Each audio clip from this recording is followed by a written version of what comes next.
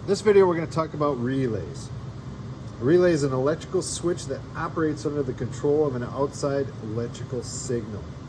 They're commonly used to start or stop other system components such as motors and compressors. So relays, contactors have a lot in common, where we have our coil, which is separate from our contacts. This one, the contacts, is just hooked up through 120 volts. We got it hooked up to a light bulb there, operated off of a 24 volt coil. So if I put this into volts, I have 0 volts here. Contacts are not closed. A light bulb is not on. But if I check it on this side, we have 120 volts. So there's 120 volts sitting here waiting for those contacts to close. Now notice that we have a normally open and a normally closed. If I put this on my normally open, when I turn the switch on, that closes, starts the light bulb.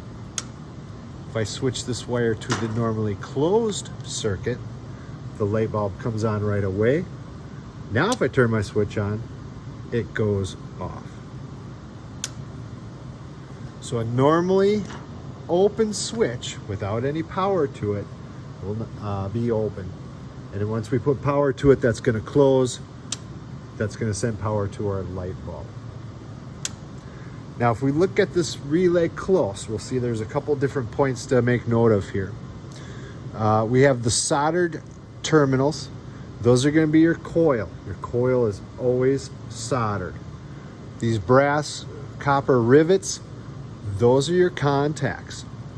Notice how we have this one labeled C. That doesn't mean that it's common. Just on our boards, that's where our incoming power goes. So if I have that switch on and a wire here, I'll always have 120 volts here.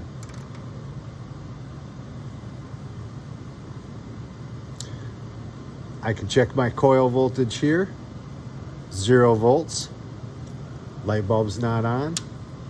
If I put 24 volts to it, I got my light on. I have 120 volts there. And again, if I switch this over to normally closed, that set of contacts opened when I put power to it. So if I shut that off, those contacts actually close, that light bulb will come on.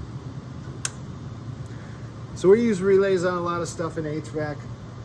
We use it on the lower amp draw stuff. If we get up there, 15 amps or so, we're gonna have a contactor on there, 10 amps. So we're gonna use this on something a little bit lighter. That's how you would check how a relay works. If I wanted to check this, if I got just like a contactor, if I have 24 volts here and that light does not come on,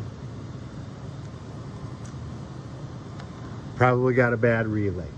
So if we have correct power to our coil and whatever that's controlling isn't working, then that relay or that contactor is bad. So just a little bit about relays.